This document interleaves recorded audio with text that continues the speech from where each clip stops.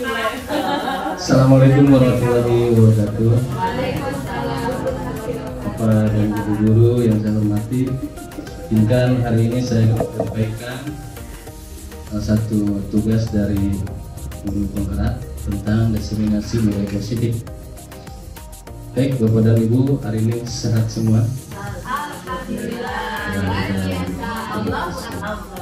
Luar biasa. Baik, sebelum ke materi ada pepatah mungkin ya tentang dari Imam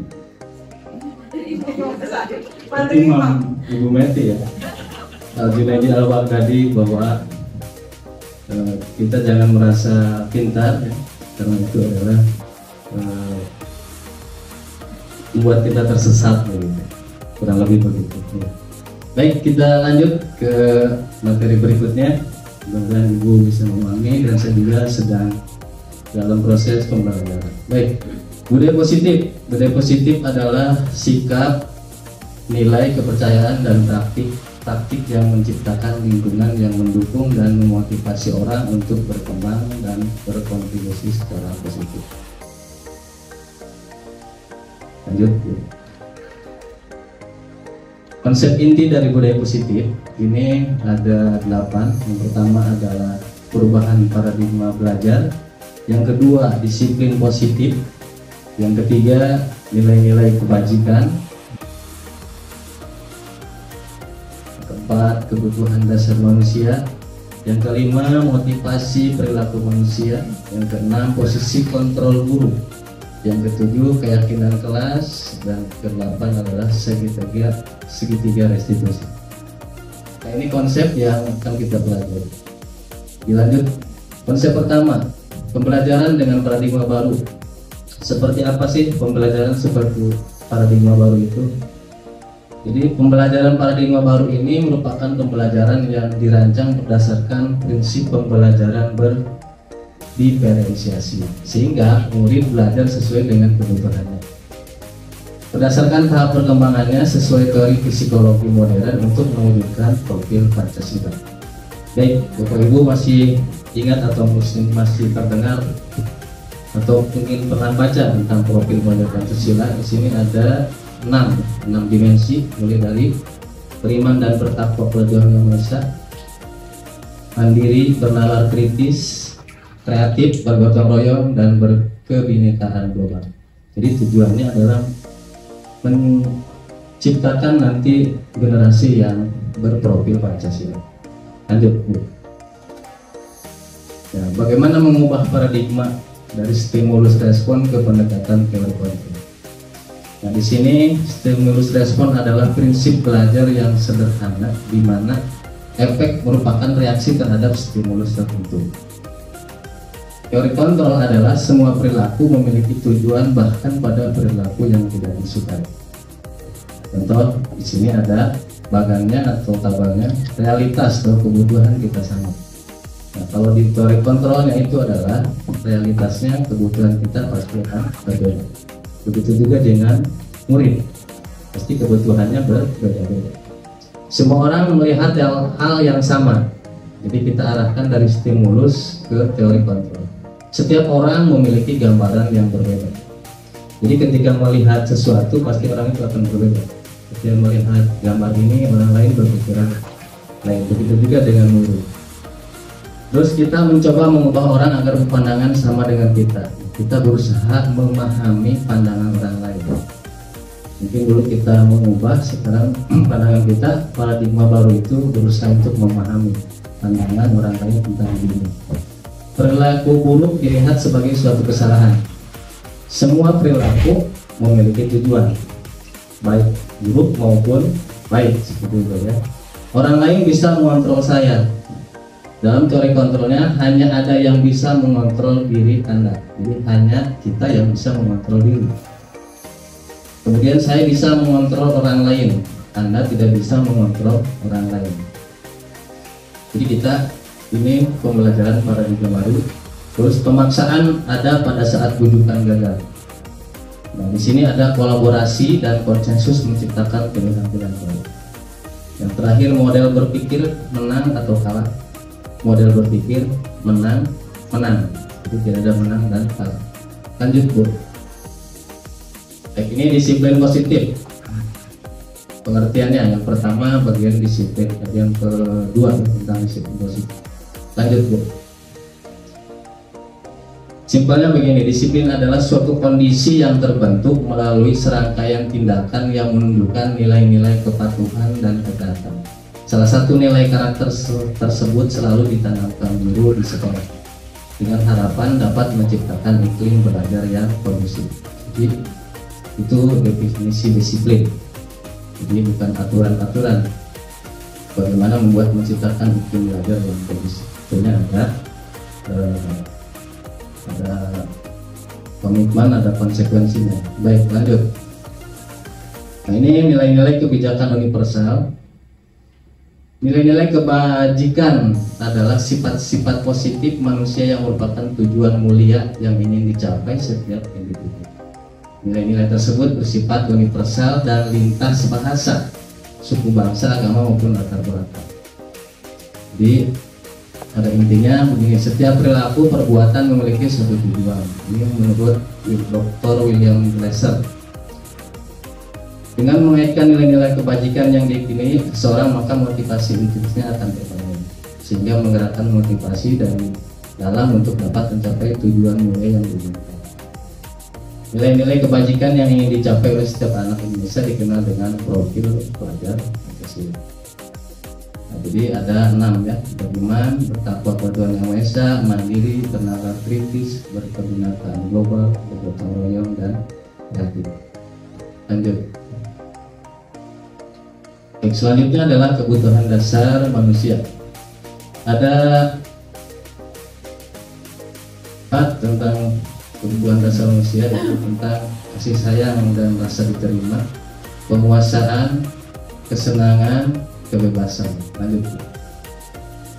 Nah, 5 kebutuhan dasar manusia. Contohnya kebutuhan bertahan hidup, yaitu makanan, pakaian, tempat tinggal, keamanan, dan kesehatan. Yang kedua, kasih sayang dan rasa diterima, yaitu rasa diterima, dipedulikan, berbagi, kerjasama, menjadi bagian dalam kelompok. Penguasaan, harga diri, keinginan untuk dianggap memimpin, berprestasi, diakui di dunia. Yang keempat, kebebasan, mandiri, memiliki pilihan, mencoba hal-hal baru, mengendalikan arah hidup. Yang kelima, kesenangan, bermain, humor, antusiasme, bertanya. Nah, jadi ketika 5 kebutuhan dasar ini tidak terpenuhi, maka ada biasanya melakukan suatu pelanggaran atau kejahatan. Ya, lanjut. Sekarang teori motivasi. Setelah kita tahu kebutuhan dasarnya, kita belajar tentang teori motivasi perilaku manusia. Yang pertama adalah untuk menghindari ketidaknyamanan atau hukuman. Apa yang akan terjadi apabila saya tidak melakukannya? Itu teori motivasinya. Yang kedua, untuk mendapatkan imbalan dari orang lain. Apa yang akan saya dapatkan apabila saya melakukannya? Jadi orang-orang itu manusia itu terdorong karena ini. Yang ketiga, untuk menghargai diri sendiri. Contohnya, saya akan menjadi orang yang seperti apa bila saya melakukannya. Jadi didorong motivasi, satu penghargaan, yang kedua hukuman, yang terakhir adalah menghargai diri sendiri. Nah, yang kedua itu adalah motivasi eksternal. Yang ketiga itu adalah motivasi internal. Nah, tujuan dari disiplin positif ini adalah yang motivasi internal, di mana dia menginginkan diri sendirinya itu mau seperti apa adalah dari dirinya sendiri. Lanjut. Nah, dalam disiplin positif ini ada yang namanya hukuman, konsekuensi, dan restitusi. Kalau hukuman itu tidak terencana atau tiba-tiba, murid tidak tahu apa yang akan terjadi atau tidak dilibatkan, bersifatnya satu arah, berupa hukuman fisik atau psikis. Konsekuensi ini terencana, disepakati sesuai aturan. Murid tetap dibuat tidak nyaman. Sikap guru selalu memonitor murid. Nah, ini yang terakhir adalah restitusi. Proses menciptakan kondisi bagi murid untuk memperbaiki kesalahan. Yang kedua, proses kolaboratif yang mengajarkan murid untuk mencari solusi sendiri. Nah, ini disiplin positif diarahkan kepada restitusi. Nanti kita akan memahami lagi tentang apa itu restitusi. Lanjut, Bu. Baik, untuk memahami ini silakan mungkin Bapak dan Ibu, saya akan sebutkan kira-kira ini masuk hukuman, konsekuensi, atau restitusi. Atau mencatat 100 kali di dalam buku, saya tidak akan terlambat lagi. 100 terus pernah mungkin ya. Kalau saya dulu pernah, Bu, waktu sekolah nulis Arab ya, nulis Arab terus sampai ke bawah. Karena kira-kira apa itu, Bu? Hukuman. Terus nanti kita cek ya.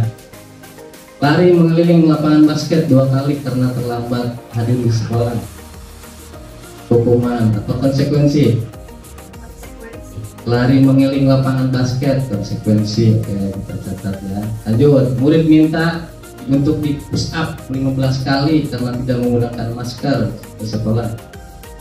Hukuman, konsekuensi, apa restitusi? Konsekuensi. Lanjut, menggantikan kertas tugas teman yang telah dicoret-coret. Contohnya kertasnya dicoret-coret, ayo ganti punya itu tuh, punya anak itu.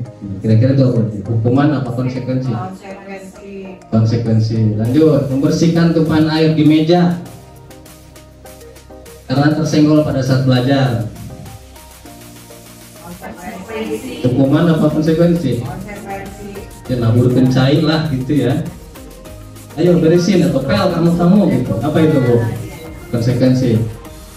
Baik, murid disuruh mengenakan sepatu seharian di sekolah karena tidak mengenakan sepatu hitam. Apa Bu Erni kira-kira? Bu Erni tidak pakai sepatu karena beda gitu ya. Kira-kira apa itu, hukuman atau konsekuensi? Hukuman. Baik, lari mengeliling lapangan basket 2 kali, terlambat 10 menit untuk pelajaran PJOK. Konsekuensi. Mari kita lihat hasilnya. Silakan Ibu. Nah, ini ya. Jadi mencatat hukuman, lari juga hukuman, push up atau hukuman, menggantikan kertas konsekuensi karena dia melakukan maka tanggung jawab ya. Tumpahan air konsekuensi, disuruh mengenakan sepatu hukuman ya. Kemudian lari mengeliling adalah konsekuensi. Nah, itu contoh tindakan guru, hukuman atau konsekuensi. Lanjut. Nah, sekarang posisi kontrol ya. Seorang guru itu ada 5 posisi kontrol yang diterapkan seorang guru. Mungkin kita ada di posisi mana? Mungkin saya juga ada di posisi penghukum atau teman ya. Baik, lanjut, Bu. Nah, penghukum ini semuanya mungkin bukan pilihan, mungkin ada perasaan kita masuk kemana gitu. Kalau penghukum itu hukuman mempercepat penyelesaian masalah ya, tanpa memikirkan dampak buruk yang ditimbulkan. Seorang penghukum biasanya melontarkan pertanyaan-pertanyaan menyakiti yang apa ya, kalau kita menyelekit ya, kalau bahasa langsung gitu ya. Strategi gestur yang menunjuk-nunjuk. Mungkin ada. Iki pernah begini? Ada. Hei kamu kayak gitu ya. Ibu sering ya kayak. Jadi kita posisi hukum, gak apa-apa, ini kita ini dasar kitanya dari yang mana gitu ya. Saya mah mungkin ayah di penghukum modelnya gitu, dihukum gitu. Kemudian sambil melotot gitu ya. Dampak posisi kontrol tersebut, murid dapat menjadi pendendam. Ini dampaknya ya, pendendam, pemberontak yang sudah dirasakan lah gitu ya, dan menyalahkan orang lain. Dampak lebih buruknya, murid akan mengalami keterpurukan mental seperti lunturnya rasa percaya diri dan kesedihan yang berkelanjutan. Hari ini mungkin belum terasa ya, tapi kedepannya anak-anak lebih minder. Lanjut. Posisi kontrol yang kedua adalah membuat merasa bersalah. Ini biasanya ibu-ibu yang suka lembut gitu ya. Nah, ini guru yang menciptakan keheningan yang membuat orang lain merasa tidak nyaman, rasa bersalah, bahkan rendah diri. Posisi kontrol tersebut berdampak pada penilaian diri yang buruk. Murid akan merasa bersalah dan tidak berharga. Tidak seperti dampak posisi penghukum, murid dapat menumpahkan segala amarah meskipun dengan cara negatif. Murid dengan perasaan tertekan seperti ini yang tiba-tiba dapat meletus amarahnya sehingga dapat menyakiti diri bahkan orang lain. Nah, nanti ada kata-katanya kita diulang. Ya. Lanjut. Dia merasa temannya bestie ya. Cara kontrol guru itu ke murid itu ada posisi jantan ya. Ada yang cipok gitu ya, yang seperti itulah itu teknik-tekniknya. Pada posisi ini guru tidak akan menyakiti murid, namun akan tetap berupaya mengontrol melalui persuasi. Pendekatan guru akan bersikap akrab, berkata ramah, dengan gestur merapat pada murid dan tersenyum jenaka sambil dirangkul. Ya. Dapat posisi kontrol ini dapat positif dan negatif. Positifnya dapat menjalin hubungan yang baik antara guru dan murid, sedangkan negatifnya akan muncul rasa ketergantungan murid terhadap guru. Ya. Merasa dikecewakan apabila suatu saat guru tidak membantunya. Pernah ya? Bagian dia puntung tergorek gitu ya. Hal lain yang dapat timbul, murid akan berlaku baik hanya kepada guru tertentu. Ya, ini kalau dampaknya teman. Resti ya. Lanjut. Pemantau atau posisi mengawasi. Mengawasi guru ketika mengawasi guru bertanggung jawab atas perilaku murid yang diawasi. Posisi pemantau berdasarkan peraturan-peraturan dan konsekuensi. Ya biasanya kamu tahu nggak aturan ini? Nah, biasanya kan ada yang gitu, itu pemantau. Kemudian seorang pemantau sangat mengandalkan perhitungan, catatan dan data yang dapat digunakan sebagai bukti. Kamu ini udah bolos 200 kali gitu, jadi diobrolinya kayak pemantau gitu ya. Akibat dari posisi kontrol ini, murid memahami sanksi yang harus dijalankan karena telah melanggar salah satu tata tertib atau peraturan. Lanjut. Nah ini posisi manajer. Manajer ini adalah posisi yang sebaiknya kita selaku guru ini ada di posisi ini, ya. Kenapa? Karena posisi ini melakukan sesuatu bersama murid, mempersilahkan murid mempertanggungjawabkannya, memperlakukan pelakunya, mendukung murid agar dapat menemukan solusi atas permasalahan sendiri. Pada posisi ini murid diajak menganalisis kebutuhan sendiri maupun kebutuhan orang lain. Di sini penekanannya bukan pada kemampuan membuat konsekuensi, namun dapat berkolaborasi dengan murid dalam memperbaiki kesalahan yang dilakukan. Jadi dengan memosisikan diri sebagai manajer akan berdampak negatif pada penguatan watak dan karakter murid. Baik, itu ya 5 posisi guru. Nah ini seperti ini. Contohnya penghukum itu ini ada tabelnya ya, menghardik. Perkataannya seperti ini. Kalau kamu tidak melakukannya, awas ya, rasakan dulu. Pernah mungkin ya? Mungkin saya juga pernah gitu ya. Membuat orang merasa bersalah, ibu kecewa gitu dong, gitulah. Seharusnya kamu itu begini. Nah itu adalah tipe yang merasa bersalah. Nah kalau teman gitu, ayolah bantu ibu, kamu kan udah jadi baik gitu. Itu teman ya. Lanjutnya pemantau, contoh pertanyaan, tahu nggak peraturannya apa? Nah itu pemantau. Jadi dia memantau sesuai dengan aturan. Nah kalau di manajer ini contohnya penguatkan pribadi ya, apa yang kita yakini, apa yang kita kerjakan, apa masalahnya apa gitu. Jadi dikembalikan lagi kepada siswa tersebut solusinya. Itu namanya posisi manajer. Baik, lanjut.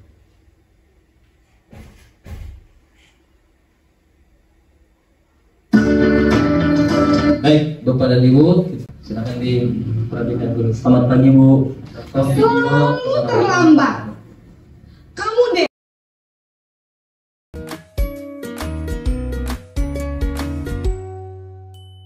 Salam bahagia Ibu dan Bapak guru hebat. Dalam penerapan disiplin positif restitusi, salah satu program yang dikembangkan adalah 5 posisi kontrol. 5 posisi kontrol dalam restitusi adalah proses perjalanan seorang pendidik agar dapat mengenali dirinya. Pada video kali ini, kita akan membahas tentang 5 posisi kontrol yang dikembangkan oleh Diane Goossen dan contoh penerapannya.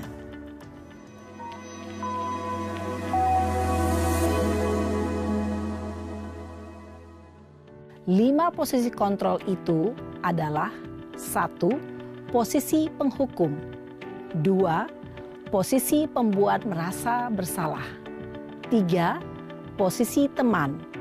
4. Posisi pemantau atau monitor. Dan 5. Posisi manajer.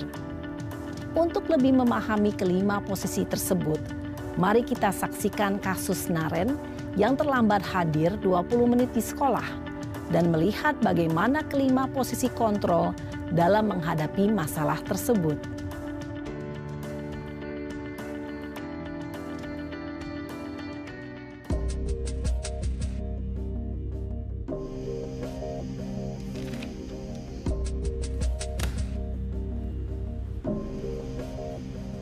Naren!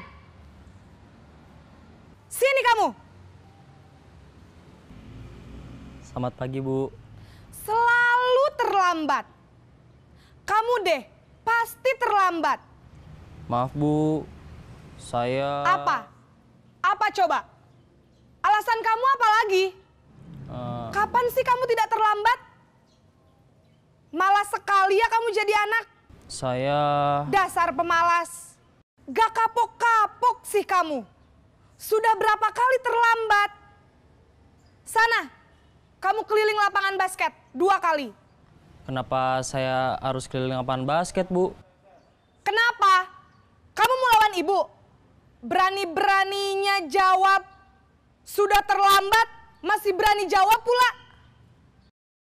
Sekarang, keliling lapangan basket 5 kali sekalian. Biar kapok. Cepat! Pergi sana ke lapangan basket.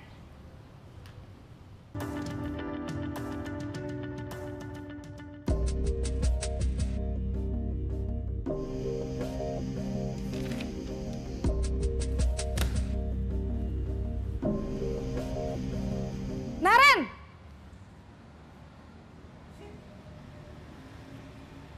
Selamat pagi, Bu. Naren.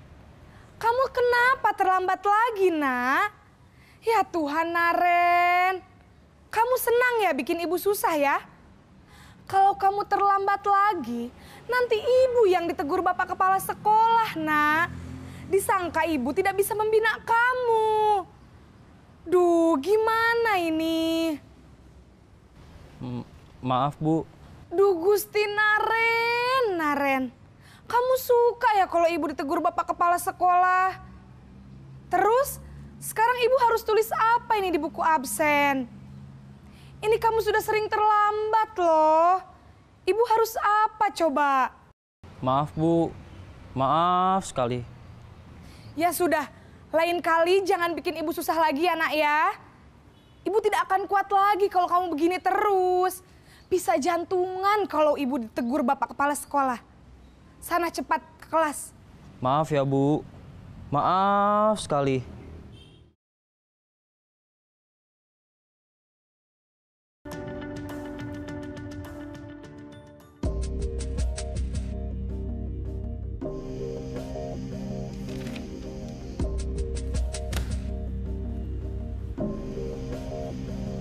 Naren!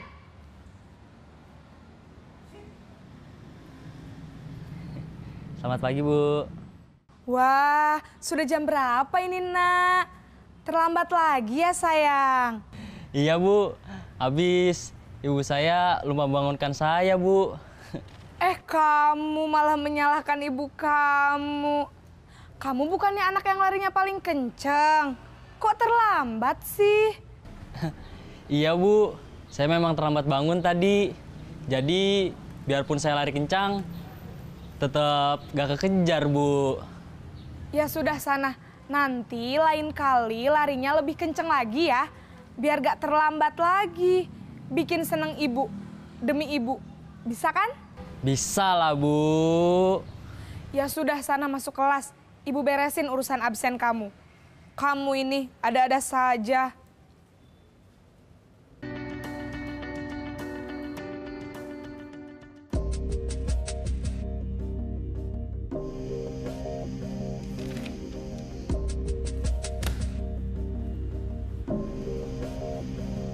Naren!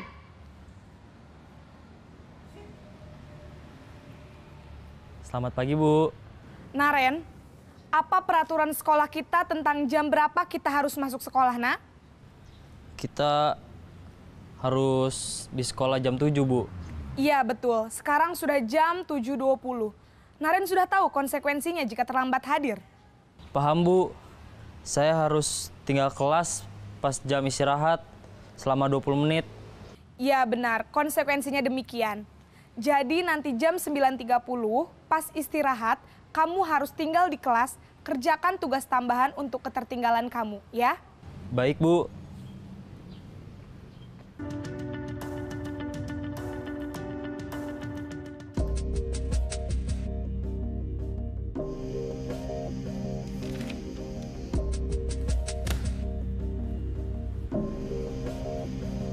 Naren!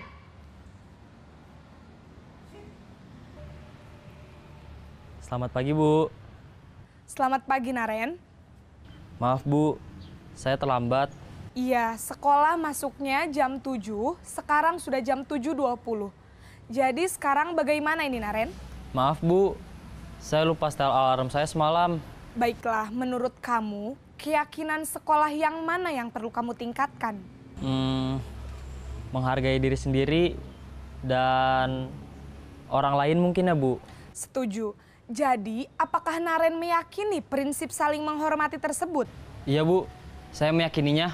Apakah Naren bersedia memperbaiki masalah keterlambatan ini? Bersedia, Bu. Bagaimana kamu akan perbaiki masalah keterlambatan ini? Saya akan coba untuk tidak lupa menyetel alarm saya, Bu. Baik, kalau Naren lupa menyetel alarm di rumah, ada orang yang kira-kira bisa bantu mengingatkan tidak? Ada, Bu. Kakak saya, Kak Ema. Ada lagi selain Kak Ema? Selain Kak Ema, ada ibu saya. Baik, jadi yang mengingatkan Naren adalah Kak Ema dan ibu kamu ya? Kira-kira akan mulai setel alarm kapan nih, Naren? Setelah pulang sekolah, akan segera saya lakukan. Baik, jadi Naren akan setel alarm untuk bangun besok pagi dan akan diingatkan oleh kakak dan ibunda Naren ya. Ada lagi yang mungkin perlu dilakukan, Naren? Agar tidak terlambat bangun lagi. Tidak ada, Bu. Baik, Naren. Terima kasih untuk kerjasama kamu. Sekarang kamu perlu kembali ke kelas untuk belajar. Baik, Bu. Terima kasih.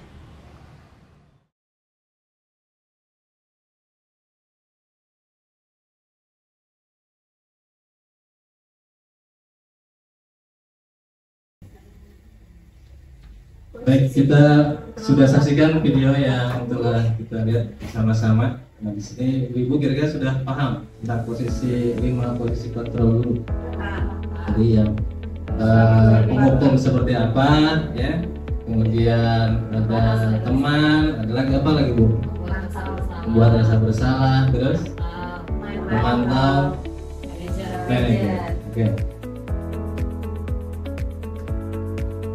Nah, ini tuliskan kalimat yang tidak akan datang terlambat lagi. Oh, lanjut. Kamu tidak pernah benar-benar melakukannya. Apa itu, Bu? Kira-kira sisi kontrol apa? Kalau kamu tidak pernah benar-benar melakukannya. Ya, silakan kita lihat. Merasa bersalah. Lanjut. Apa rencanamu untuk menyelesaikan masalah ini? Ya, cek. Kan ya. Ya. Lanjut. Ayo lakukan demi Bapak dan Ibu. Teman ya? Oh ya, teman. Silakan. Tuh, lanjut.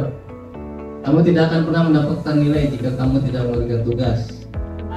Teman, tahu coba lihat. Ya, betul. Baik, Bapak Ibu udah paham, mudah-mudahan bisa dilaksanakan sama kita, ya. Ini keyakinan kelas, ya. Keyakinan kelas itu mengapa tidak peraturan, mengapa harus keyakinan, ya. Mengapa kita memiliki peraturan harus menggunakan helm, contohnya ya, tidak mengendarai kendaraan roda 2, ya. Ini kan aturan nih. Mengapa kita memiliki peraturan 3M, menggunakan masker, mencuci tangan dan mengerjakan 1,5. Mengapa kita memiliki peraturan harus datang tepat waktu? Nah, ini kenapa harus keyakinan, ya.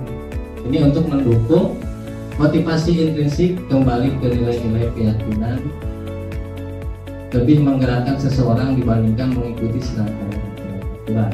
Ya, keyakinannya contohnya disiplin, berarti mengajak anak itu untuk berdisiplin, bukan bagaimana caranya tidak masuk tepat waktu gitu ya. Jadi meyakinkan anak itu untuk bagaimana saya bisa berdisiplin. Lanjut. Nah ini peraturan dan keyakinan kelas ya. Contohnya di sini selalu kembalikan buku ke tempatnya. Itu kan peraturan. Nah, kalau keyakinan kelasnya itu masuk ke dalam tanggung jawab. Dilarang mengganggu orang lain. Jadi harusnya menghormati orang lain. Hadir di sekolah 15 menit. Nah, jadi keyakinan kelasnya adalah menghormati orang lain. Nanti ini akan kita coba nanti di kelas gitu ya. Dilarang melakukan kekerasan. Keyakinan kelasnya adalah keselamatan, menghormati orang lain. Jadi dengan meyakinkan bahwa ini adalah termasuk keselamatan, maka aturan ini bisa dilaksanakan atau tanpa adanya kata-kata negatif. Dilarang menggunakan narkoba. Bergantian menunggu giliran, bersabar, gunakan masker, kesehatan, berjalan di koridor, ya, keselamatan. Lanjut. Oke, yang terakhir adalah segitiga restitusi. Segitiga restitusi itu ada 3 tahapan. Ya. Pertama, menstabilkan identitas. Yang kedua, validasi kebutuhan. Yang ketiga adalah menanyakan keyakinan. Lanjut banget. Disiplin positif melalui segitiga restitusi. Apa itu restitusi? Segitiga restitusi merupakan proses untuk menciptakan kondisi bagi murid untuk memperbaiki kesalahan mereka sehingga mereka bisa kembali kepada kelompok mereka dengan karakter yang lebih kuat. Itu segitiga restitusi. Tahapannya tadi ada 3. Yang pertama langkahnya menstabilkan identitas. Ini adalah membuat anak yang merasa gagal karena berbuat salah menjadi positif. Contohnya kita selalu ngomong tuh stabilkan identitas ketika orang guru murid melakukan kesalahan, kita stabilkan dulu. Kenapa kamu berbuat salah? Itu hal manusiawi. Jadi saya juga pernah melakukan hal itu. Itu namanya teknik menstabilkan identitas. Contoh lain adalah Bapak Ibu juga buat salah gitu. Jadi ketika anak melakukan kesalahan, saya juga pernah melakukan demikian. Artinya bukan merendahkan, tapi menstabilkan identitas. Contoh, ya, saya pernah bolos. Dulu saya juga pernah bolos gitu. Boleh itu dilakukan pada saat menstabilkan identitas. Kemudian contoh lagi ada kita mencari siapa yang salah nih. Kalau berantem nih biasanya kan ada mood yang berantem. Saya tidak tertarik untuk mencari yang salah, tapi kita cari penyelesaian itu kalau menghadapi misalnya orang yang berantem ya, guru ya murid yang berantem di kelas. Nah ini terakhir contohnya kalau kamu menyalahkan dirimu sendiri terus menerus, apa kamu bersikap baik pada dirimu sendiri? Ini contoh dalam stabilkan identitas. Lanjut. Validasi kebutuhan, jadi untuk membantu murid mengenal kebutuhan dasar yang ingin dipenuhi ketika melakukan kesalahan itu. Pada dasarnya setiap tindakan manusia tujuannya adalah memenuhi itu kebutuhan dasarnya. Apakah itu penguasaan, kebebasan, kasih sayang, dan rasa diterima, kesenangan atau berarti. Ya. Jadi bagaimana perkataannya? Kamu bisa saja melakukan hal yang lebih buruk, tapi kamu tidak melakukan. Banyak orang yang nyobek atau membubuhkan meja gitu. Kita bisa lakukan setelah tadi menstabilkan identitas adalah validasi kebutuhan. Contoh katanya begitu, kamu bisa saja melakukan hal yang lebih buruk atau mengangkat meja mungkin ya, tapi kamu bisa tidak melakukannya. Kamu pasti punya alasan mengapa melakukannya. Apa yang penting bagi kamu? Kamu boleh tetap berusaha menjaga sikap itu, tapi tambahkan sikap yang lain yang baru. Itu namanya validasi kebutuhan. Maukah kamu belajar cara lain untuk mendapatkan yang kamu butuhkan tanpa harus memukul? Kalau yang berantem, ya. 3, apakah kamu bisa melakukan dengan lebih baik besok lagi? Ini adalah proses atau kata-kata yang disebut dengan validasi kebutuhan. Lanjut. Ini tentang menanyakan keyakinan.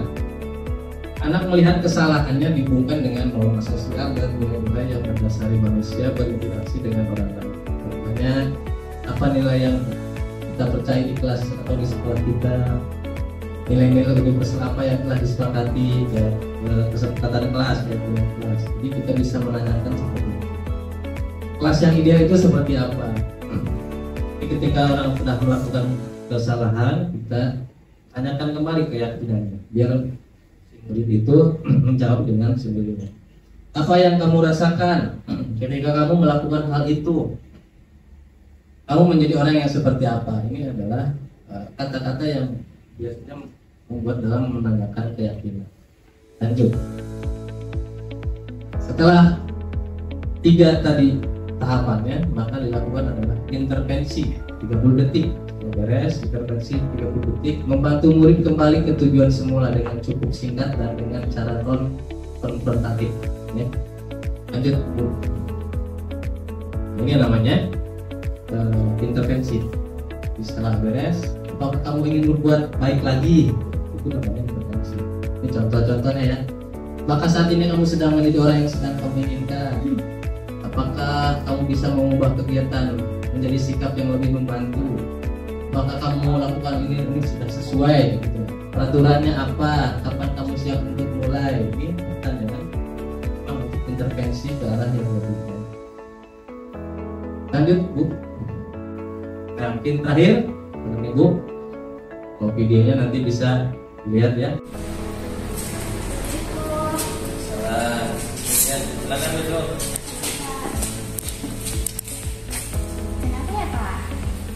Oh gini deh, namanya Eki ya? Iya. Ada laporan dari kelas. Katanya Dede tadi berantem ya sama Eni. Iya Pak. Kenapa berantemnya? Karena dianya bikin saya kesal. Terus? Ya saya aja berantem. Marah ya? Iya. Tapi marah ya? Iya. Kalau adalah marah ya? Iya. Juga sama posisi sekarang apa lagi? Katanya diapain tuh? Eni katanya diapain? Sama saya dirobekin buku PR-nya Pak. Iya. Kenapa alasannya merobek buku? Karena saya nggak berani kalau main tangan. Iya. Baik ya, itu kan yang kekesalan kamu. Nah, sekarang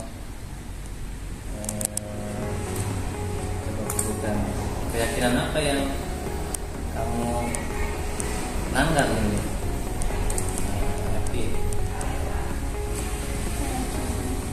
Keyakinan kelas apa ya? Yang udah saling menghormati. Terus? Tidak saling Ya, Pak menghargai. Nah, benar ya. Jadi tapi ini tidak menghormati sama teman. Penting ya menghormati dan menghormati teman. Baik, kalau begitu caranya gimana supaya bisa saling menghormati dan menghargai? harus punya sikap sadar. Apalagi Tidak mudah marah dan harus saling memaafkan. Evi sudah siap bersedia ini memperbaiki masalah ini. Siap Pak. Sedia ya. Ya. Nah, jadi untuk ke depan sudah siap memperbaiki masalah dengan cara apa? Meminta maaf kepada orang tua. Terus tidak akan begitu lagi. Ya. Jadi tepat ya yang dilakukan sama Evi. Maaf, kemudian segan ya, selalu diganggu, bilang ke wali kelas. Ya. Lanjut di kelas. Baik, terima kasih Evi. Akan masuk lagi. Ya. Ya, waalaikumsalam warahmatullahi wabarakatuh. Jadi kita pemahaman tentang budaya disiplin positif, bahwa dalam program disiplin positif hendaknya guru memiliki standar kepribadian profesional dan sosial yang baik, di mana guru mampu merefleksikan dirinya dalam posisi kontrol saat ini. Bagaimana perjalanan dirinya sebagai manajer yang menuntun murid-muridnya menjadi insan yang mandiri, merdeka dan bertanggung. Kira-kira begitu Bapak dan Ibu pemaparannya. Mudah-mudahan bermanfaat. Ya, terima kasih. Assalamualaikum warahmatullahi wabarakatuh.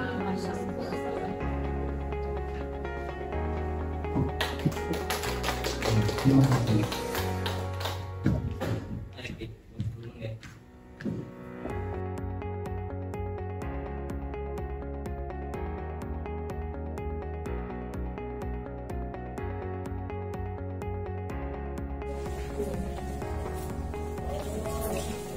Assalamualaikum warahmatullahi wabarakatuh. Selamat hari ini. Sehat. Sebelum ke materi pembelajaran, di kelas ini kita akan membuat sebuah kesepakatan kelas. Supaya apa? Supaya nanti kita belajar di kelas ini nyaman dan aman, kondusif, sehingga belajar kita lebih enak. Sekarang kalau bicara kesepakatan kelas atau keyakinan kelas, tahu nggak keyakinan kelas? Keyakinan kelas itu sama dengan beraturan. Atau aturan kenapa dibuat? Supaya apa? Supaya disiplin, supaya tertib, ya, supaya kelas jadinya nyaman. Oke, saya contohkan. Kamu tuh kalau main game F, ada aturannya nggak? F. Ada aturannya nggak? Gimana dibuat aturan? Supaya acak-acakan kan? Nah, sama dengan kelas. Semuanya ada atur. Sama di sekolah juga. Nah, ini dibuat lebih simpel. Kata-katanya universal. Satu kan untuk semua. Contoh, apa peraturan kelasnya? Coba. Satu aja contoh. Tidak.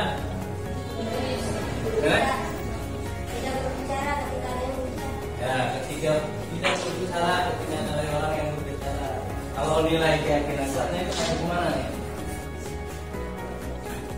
Keyakinan kelasnya masuk kemana? Tidak berbicara. Berarti masuk ke apa? Menghargai orang lain. Gitu ya. Ini daftar yang lagi dari kebijakannya. Bisa terlihat ya. Jadi kita buat kelas ini pasukan ini mulainya tinggal ya. Itu daftar nilai kebajikannya. Nah, nanti sebelum ke sana, kira-kira nih kalian ini coba pikirkan selama kurang lebih 2 menit.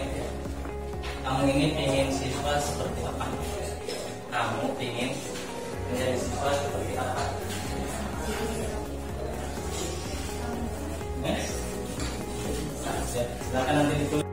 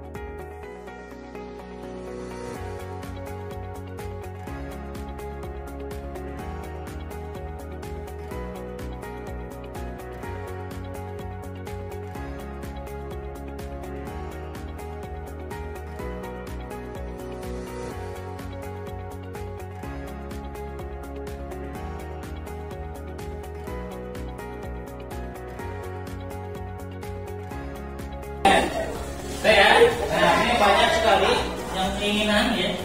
Sebenarnya kita dari dalam hati kita sebetulnya ingin seperti apa? Contoh di sini ada ingin jadi siswa baik dan ramah. Biasa.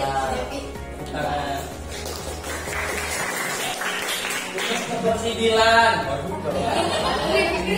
Bisa disebutin ya pokoknya punya siapa pokoknya nggak tahu.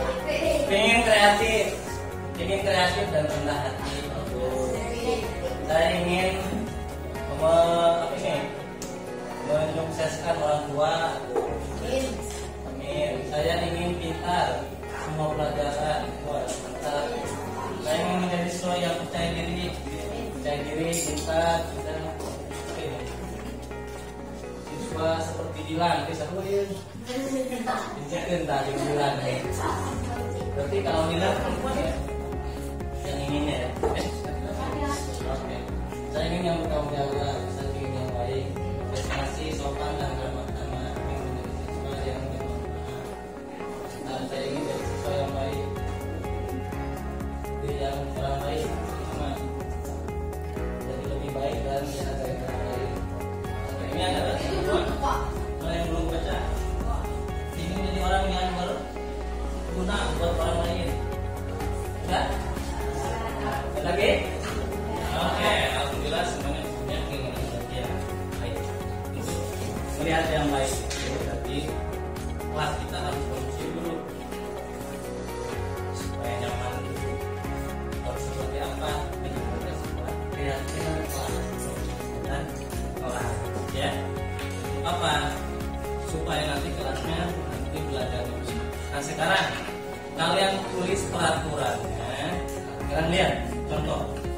Tidak membuang sampah di kelas. Kalau di daftar nilai kebajikan, lihat masuk kemana? Tidak membuang sampah di dalam kelas. Masuk kemana? Kebajikannya. Ini nilai kebajikan. Nanti kita isikan dulu.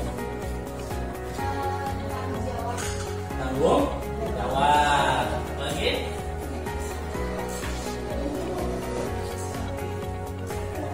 Tidak membuli. Bullying. Berarti kalau ke nilai kebajikannya yang mana? Bullying. Dilihat ya nilai kebajikannya masuk mana? Nah. Apa? Tidak membullying. Masuk ke peduli. Masuk mana? Belas kasih. Ayo mana? Kejujuran. Sini ada banyak. Integritas, bijaksana, tidak membuli masuknya ke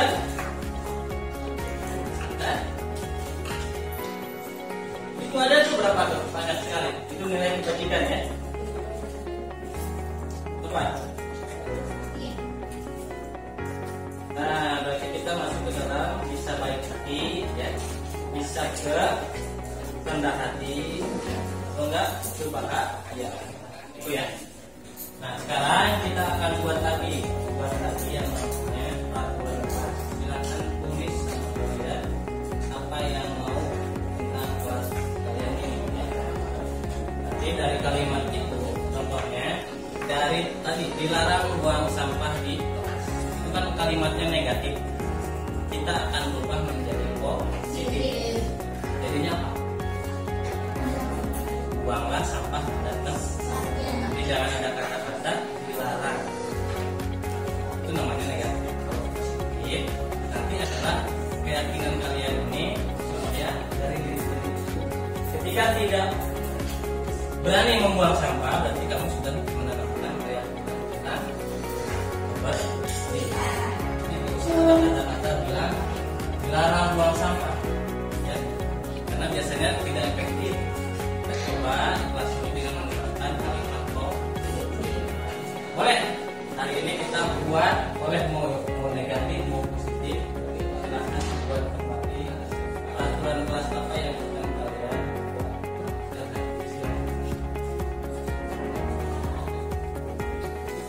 baik semuanya isi.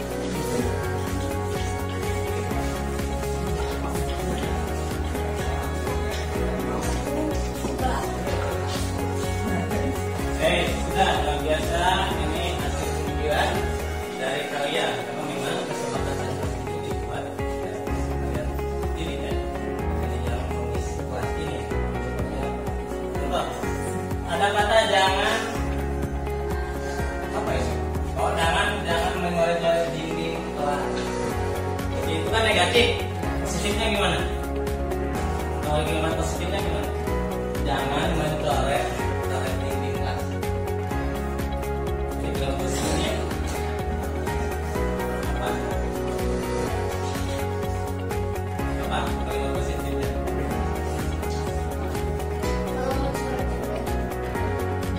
Gambar. Oke, baik. Apa lagi? Apa kalimatnya? Kalau ada kata jangan, artinya negatif. Dibuat positif. Dindingnya harus bersih. Dinding harus bersih. Kira-kira ini mana tamu? Ayah, tapi dia melakukan ya. Lakukan. Ya. Baik. Buanglah sampah pada tempatnya. Ini baik kita disatuin ya. Kalau yang berhubungan dengan kebersihan, jangan mengerti dinding. Itu kebijakannya tentang kebersihan. Kita satuin ya. Ini kebersihan, mengerti dinding, kebersihan. Jangan makan saat jam pelajaran. Apa itu maksudnya? Masuk mana? Ya, di situ ada di tabelnya. Masuk mana? Jangan makan saat jam pelajaran. Ada nggak sopanan? Ke santunan. Ini masuk ke santun ya. Ke santun ya. Santun. Nah, ini sudah kita tempel tentang kebersihan sudah ya. Kebersihan, menjaga kebersihan kelas. Tadi ada jangan mengerti dinding. Jangan saling bully. Jangan saling bully sesama teman. Apa juga? Sarangan. Apa? Masuk ke mana?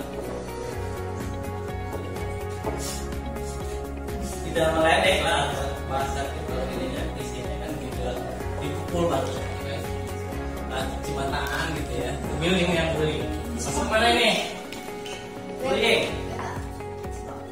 Ada di situ, ya? Ya. Itu bahagia, bahagiaan. Jadi setelah tidak ada bullying nanti pasti akan kalian bahagia. Orang yang dibullyingnya pun senang duduk di kelas kalian. Maaf ya, contoh orang yang kecil.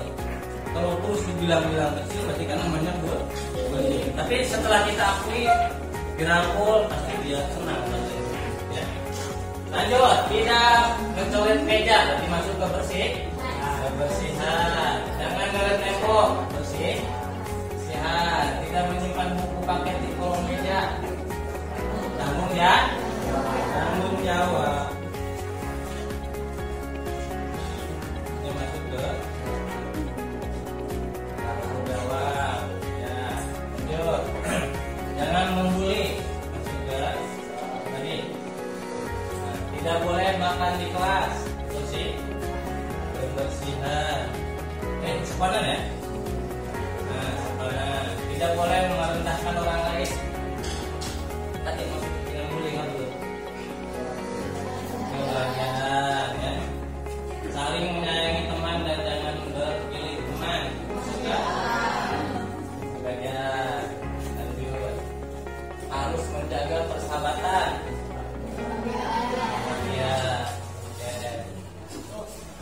Datang tepat waktu. Disiplin. Terus ya, disiplin. Disiplin. Lanjut. Kelasnya kotor, kelas jangan kotor. Sudah. Kebersihan ini. Menjaga alam semesta ini agar bersih dan nyaman dipotong langkah sampah pada tempatnya. Kita semua harus menggeser. Apa ini? Menggesek. Maksudnya apa? Siapa yang nulis? Gesekan-gesekan gitu maksudnya. Hah? Gesekan? Nggak nulis, siapa nulis? Maksudnya apa nih? Gimana ini? Alhamdulillah, tidak ada gesekan gitu maksudnya. Hah? Bullying? Atau gimana? Gesek-gesekan gitu.